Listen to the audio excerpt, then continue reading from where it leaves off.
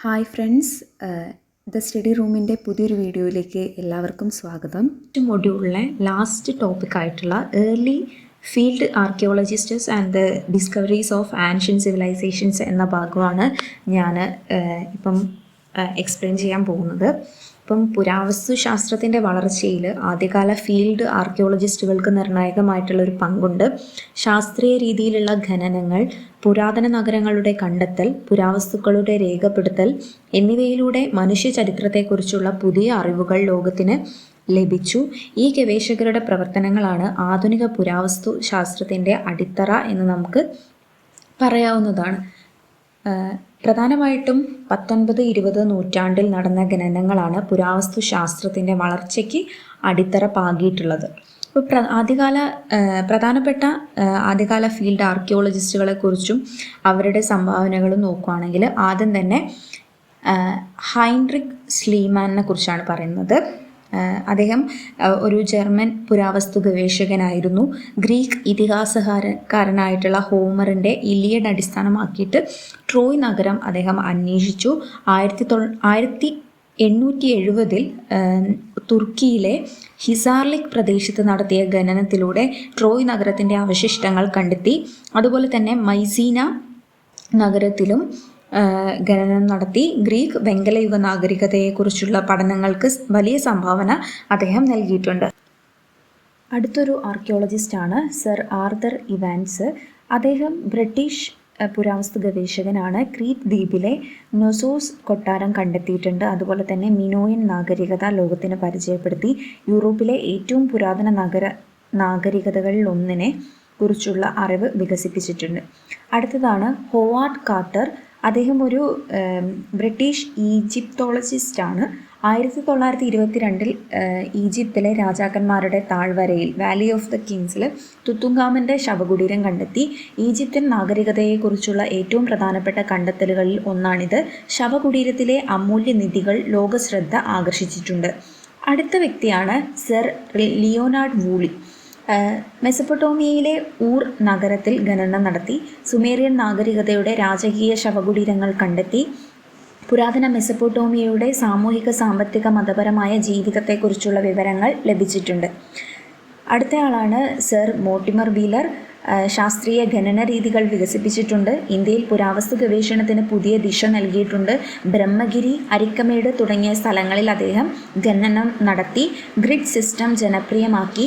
ഇന്ത്യയിലെ പുരാവസ്തു ശാസ്ത്രത്തിൻ്റെ ആധുനികവൽക്കരണത്തിൽ നിർണായക പങ്ക് വഹിച്ചിട്ടുണ്ട്. അടുത്തയാളാണ് ജോൺ മാർഷൽ. ഇന്ത്യയിലെ പുരാവസ്തു സർവേയുടെ ഡയറക്ടർ ജനറലാണ്. ഹാരപ്പ, മോഹൻജദാരോ എന്നിവിടങ്ങളിലെ ഗവേഷണങ്ങൾക്ക് നേതൃത്വം നൽകി. എന്നിവയാണ് പ്രധാനപ്പെട്ട ഫീൽഡ് ആർക്കിയോളജിസ്റ്റുകൾ. ഇവരൊക്കെയാണ്. അടുത്തത് നമുക്ക് ആൻഷ്യൻ ഡിസ്കവറീസിനെ കുറിച്ച് സംസാരിക്കാം. ആൻഷ്യൻ ഡിസ്കവറീസ് എന്ന് പറയുന്നത് സിന്ധുതട നാഗരികത, അതുപോലെ തന്നെ ഈജിപ്ഷ്യൻ നാഗരികത, മെസപ്പൊട്ടോമിയൻ നാഗരികത, മിനോയൻ നാഗരികത, ചൈനീസ് നാഗരികത, അങ്ങനെ ഒത്തിരി നാഗരികതകൾ ആ ഒരു കാലത്ത് കണ്ടെത്തപ്പെട്ടിട്ടുണ്ട്. അപ്പം 1799 ഈജിപ്തിൽ കണ്ടെത്തിയ റോസെറ്റ സ്റ്റോണ്, അവിടെ ഉള്ള ഈ ഹൈറോഗ്ലിഫിക്സ് ഷാംബോളിൻ എന്ന് പറഞ്ഞിട്ടുള്ളൊരു വ്യക്തി വായിച്ചെടുത്ത ആ ഒരു ലിപി എടുത്തതോട് കൂടിയിട്ടാണ് നമുക്ക് പുരാതന ഈജിപ്തിൻ്റെ ചരിത്രം മനസ്സിലാക്കാൻ സാധിക്കുന്നത്. അതുപോലെ തന്നെ 1840 മെസപ്പൊട്ടോമിയയിൽ ഖനനം നടത്തി. അവിടെ ഒരു നിനവെ എന്ന് പറഞ്ഞിട്ടുള്ള നഗരം കണ്ടെത്തി. പിന്നെ ക്യൂണിഫോം ലിപി കണ്ടെത്തി. പിന്നെ ഇൻഡസ് വാലിയിലാണെങ്കിൽ നമുക്കറിയാം 1921 ദയാറാം സാഹ്നി ഹാരപ്പ നഗരം കണ്ടെത്തി. അതുപോലെ തന്നെ 1922 RD ബാനർജി മോഹൻജൊദാരോ കണ്ടെത്തി. ജോൺ മാർഷലാണ് ഈ നാഗരികത പ്രാധാന്യം ലോകത്തിന് മുന്നിൽ അവതരിപ്പിച്ചത്. പിന്നെ മെസപ്പൊട്ടോമിയൻ സിവിലൈസേഷനെ കുറിച്ച് പറയുകയാണെങ്കിൽ ഇത് പുരാവസ്തു ശാസ്ത്രത്തിലെ പഠന മേഖലകളിൽ ഒന്നാണ്. 19-ാം നൂറ്റാണ്ടിൽ നടന്ന ഖനനത്തിലൂടെ ഉറൂക്ക്, ബാബിലോൺ, നിനവെ തുടങ്ങിയ നഗരങ്ങൾ കണ്ടെത്തിയിട്ടുണ്ട്. ഈ ഖനനത്തിൽ നിന്ന് ക്യൂണിഫോം ഫലകം, സിഗുറത്തുകൾ, അതുപോലെ തന്നെ രാജകൊട്ടാരം, ക്ഷേത്രം, മുദ്രകൾ, മൺപാത്രങ്ങൾ എന്നിവ ലഭിച്ചിട്ടുണ്ട്. ഇവ മനുഷ്യ ചരിത്രത്തിലെ ആദ്യകാല നഗരവൽക്കരണത്തെയും എഴുത്തിൻ്റെ വികാസത്തെയും നിയമ സംവിധാനത്തെയും ഒക്കെ മനസ്സിലാക്കാൻ സഹായിക്കുന്നതാണ്.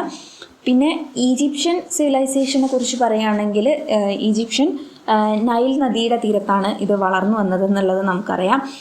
ഇവിടുത്തെ പ്രത്യേകത എന്താണെന്ന് വെച്ചാൽ പിരമിഡുകൾ, ശവകുടീരങ്ങൾ, ക്ഷേത്രങ്ങൾ എന്നിവയുടെ ഖനനങ്ങളിൽ നിന്ന് മമ്മികൾ, ശവസംസ്കാര ഉപകരണങ്ങൾ, ഹൈറോഗ്ലിഫിക്സ് ലിഖിതങ്ങൾ ഇതൊക്കെ കണ്ടെത്തിയിട്ടുണ്ട്. പിന്നെ ഹോവാർഡ് കാർട്ടറിനെ കുറിച്ച് ഞാൻ ഓൾറെഡി പറഞ്ഞു കഴിഞ്ഞു. 1922 തുത്തുൻഖാമൻ്റെ ശവകുടീരം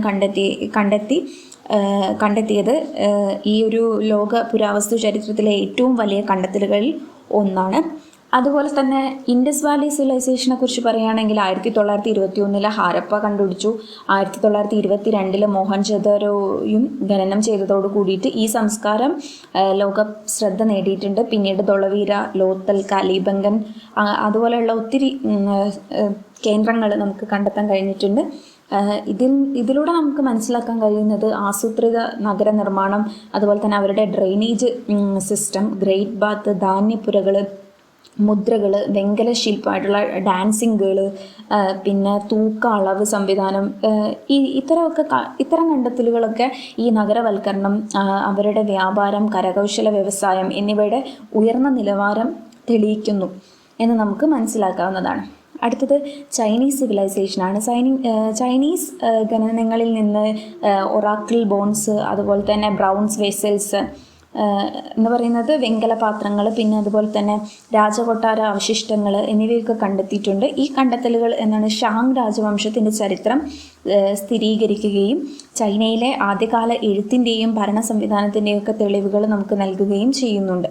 അപ്പം ഇത്രയും കാര്യങ്ങളാണ് ഈ ഒരു ചാപ്റ്ററിൽ പറയാനുള്ളത്.